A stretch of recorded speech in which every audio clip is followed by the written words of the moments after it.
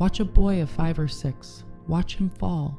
Watch the sudden, sharp shock register in his eyes. The tears begin to swell, his chin trembles, and then watch the world intervene. A voice, perhaps well-meaning, cuts through the air. Stand up. Shake it off. Boys don't cry. Be a man. It is a tiny moment, a fraction of a second in a childhood, but it is the laying of a brick. In Western culture, boys are systematically, repeatedly, and ruthlessly instructed that emotional expression is a fatal flaw. They are handed a blueprint for survival that requires the amputation of their own hearts. By the time this boy reaches adolescence, he has learned to suppress a vast, beautiful spectrum of human feeling. He forces an entire ocean of emotion into a narrow, socially acceptable corridor. He is allowed anger. He is allowed pride. He is allowed stoicism. Everything else is locked in the dark. Now, look at the man standing in front of you today. The man who is brilliant in the boardroom. The man who is competent, reliable, and otherwise exceptional. The man you love deeply. When he shuts down in moments of intimacy, when his eyes go blank, when he retreats into his fortress, just as you are asking for depth, I want you to ask yourself a profound question. Is it possible that the man you love is not choosing unavailability? Is it possible that he was trained for it? You are not asking him to be perfect. You are asking him to be present. But to understand why he cannot love you the way you need to be loved, we must dismantle the architecture of his emotional wounding. Understanding this will not fix him, but it will free you from taking his limitations personally, and that realization may be the most liberating breath you take this year.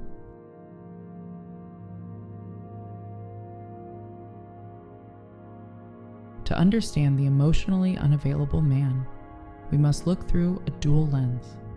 We must weave clinical psychology together with spiritual mechanics. We are looking at a profound paradox. You see a man who is incredibly capable in the physical world. He is brilliant in his career. He fixes things. He solves complex problems. He carries the weight of his worldly responsibilities with ease. Yet he is utterly paralyzed in the emotional realm. When the conversation shifts from logistics to feelings, a heavy door slams shut. His eyes glaze over. The warmth drains from the room. To understand why this happens, we must first examine the psychological foundation of his numbness. The psychologist Terence Real identifies a widespread phenomenon he calls covert depression in men. When we normally think of depression, we picture visible despair. We think of weeping. We think of an inability to get out of bed. We think of a heavy, obvious sorrow. But covert depression is entirely different. It is a silent, high-functioning numbness. It is an anesthetic applied directly to the soul.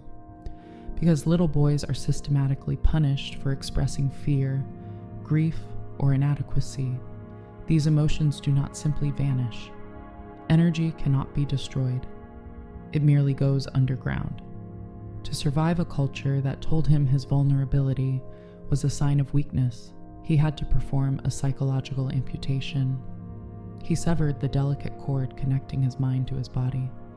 He is not actively feeling sadness when he pulls away from you. He is feeling nothing at all. He has built a life entirely above the neck. This suppressed emotional energy requires an outlet, so it manifests in socially rewarded ways. It becomes workaholism. It becomes a relentless drive for status. It becomes a habit of intellectualizing every human experience. He is a master of the tangible universe, but he is a ghost in his own heart. We must layer this clinical understanding with the timeless wisdom of the mythologist Joseph Campbell. Campbell spoke extensively of the uninitiated masculine. In ancient cultures, boys were not simply left to become men by accident. They were taken through rigorous, terrifying rites of passage. They were guided by elders into the deep woods of their own psyche. They were taught how to face their inner darkness. They learned how to grieve, how to break, and how to rebuild. They were initiated into the heavy, beautiful burden of a fully felt life. Modern society has entirely abolished the rite of passage. We give boys degrees, titles, and bank accounts, and we call them men. And so we are left with a generation of uninitiated souls. Chronologically, the man you love is an adult. He has the career, he has the mortgage, he has the silver at his temples, but psychologically, he remains an adolescent. He is a frightened boy standing guard at the gates of a massive, frozen fortress. He believes the fortress keeps him safe. He does not realize it is his prison. When you enter his life, a profound spiritual friction occurs. You are the holder of space. You carry a high, refined emotional frequency. You desire depth. You crave a union that transcends the mundane. But when your expansive energy meets his contracted state, it creates a quantum entanglement.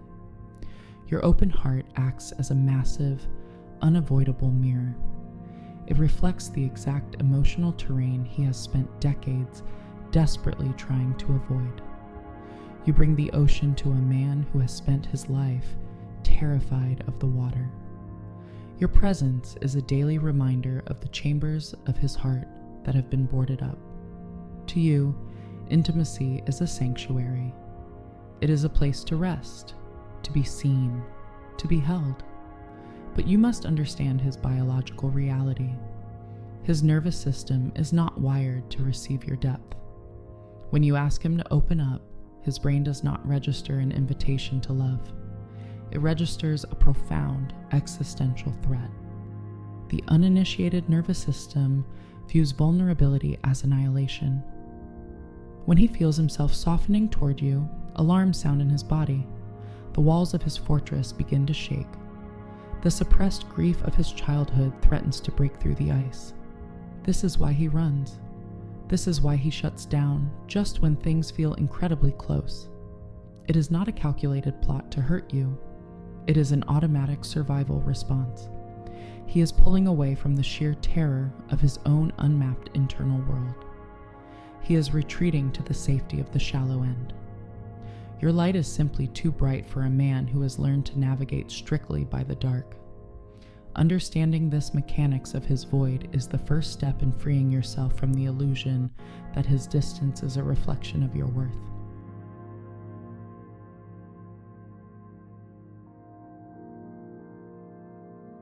This brings us to the great paradigm shift. It is the realization that changes the entire landscape of your connection. As the anxious heart, you look at this man. You interpret his distance through your own deeply personal lens. You watch him retreat. You feel the cold draft of his sudden absence. And in that silence, your mind begins to spin a familiar, agonizing story. You think that if he loved you enough, he would simply open up. You believe that your love should be the key that unlocks his vault. When the door remains shut, you internalize the failure. You think his silence is a final verdict on your worth. You assume you did not love him perfectly enough to heal him. We must flip this script entirely. We must dismantle the greatest myth of the wounded dynamic. Most emotionally unavailable men are not actively withholding love. They are not hiding a beautiful, vibrant reservoir of intimacy just out of your reach, deciding you are not worthy of it. They are fundamentally incapable of accessing it. To love deeply requires a profound surrender. It requires a softening of the armor. It requires a willingness to be completely undone by another human being. This man was never given permission to soften. He does not even know where the clasps to his armor are located. He cannot give you what he cannot access within himself. Here, we encounter the profound mirroring of the father wound. This is where your trauma and his trauma lock together like gears in a complex machine. Your father wound may have taught you that love is incredibly scarce. It taught you that you must constantly prove your worth. It whispered that you must heal, fix, and elevate the men around you to secure your permanent place in their lives.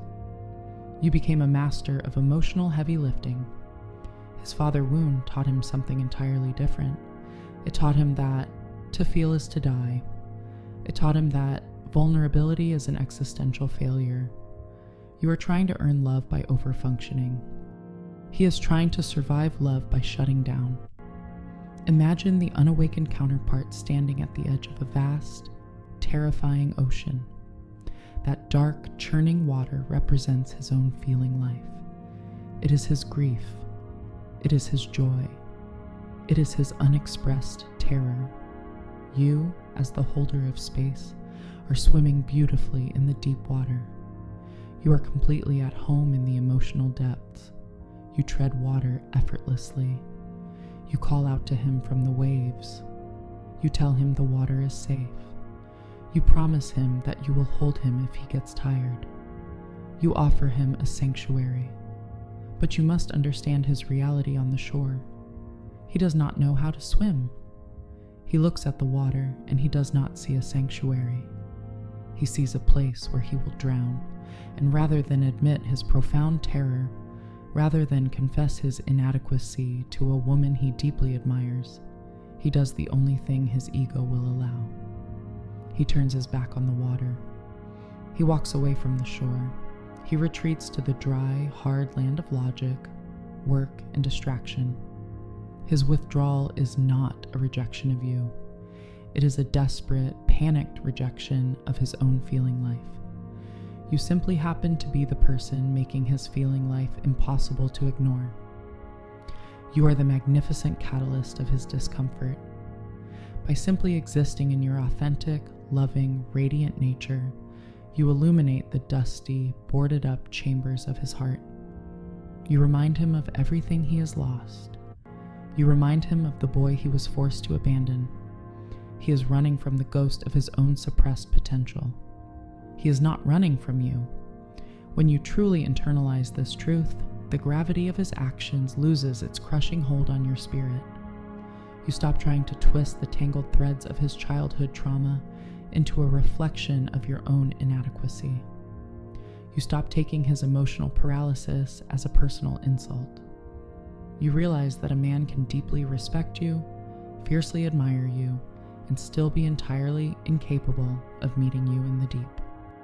You release the exhausting burden of trying to translate his silence into a language of your own unworthiness. You finally see the tragic reality of his condition. He is not choosing to starve you. He is sitting at a magnificent, overflowing banquet, entirely unable to eat. His jaw is wired shut by decades of cultural conditioning.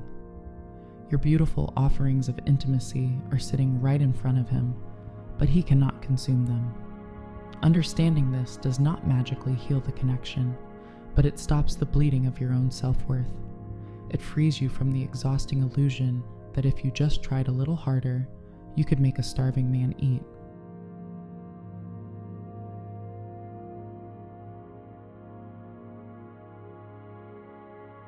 Once you see the architecture of the masculine wound, you cannot unsee it.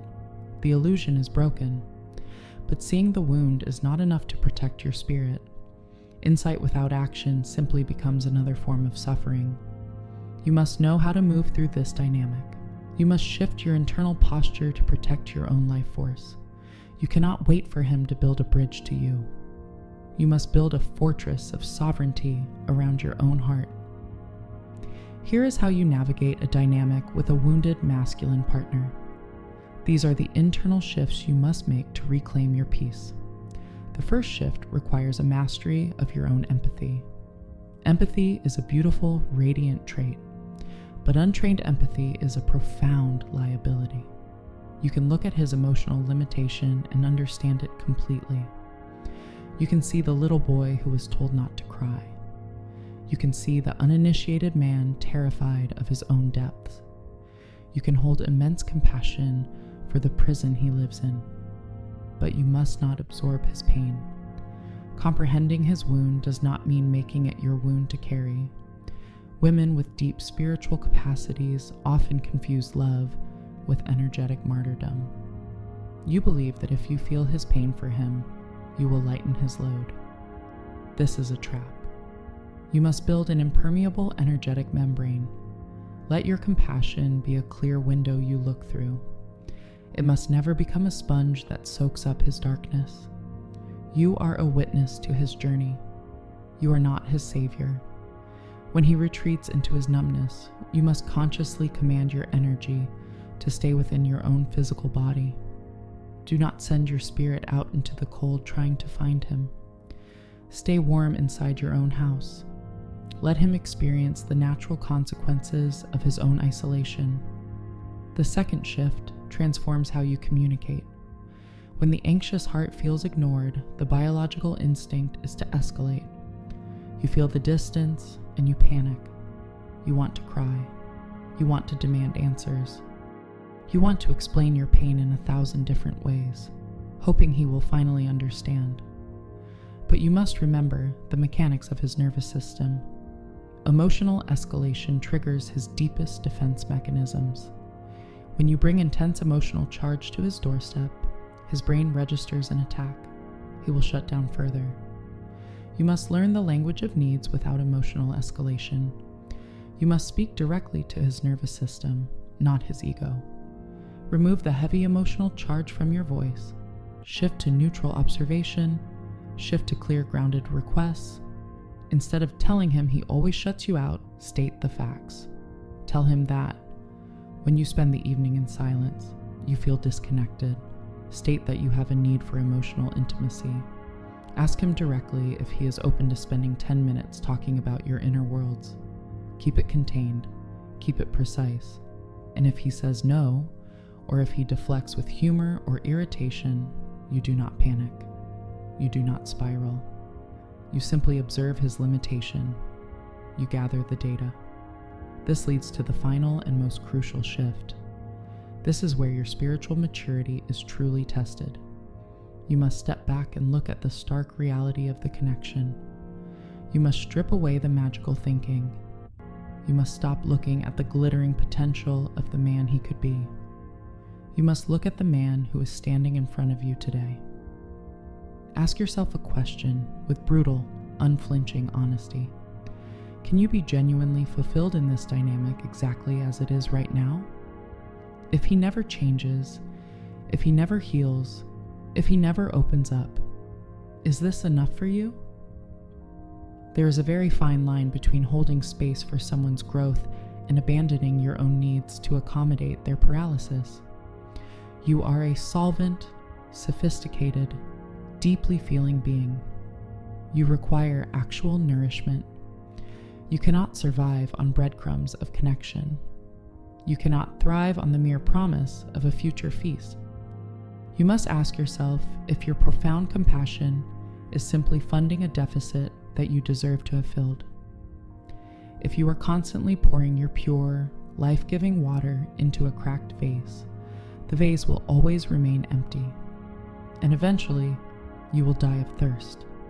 You must decide if you are willing to spend the rest of your life managing his limitations, or if you are ready to step into a love that can hold your magnitude.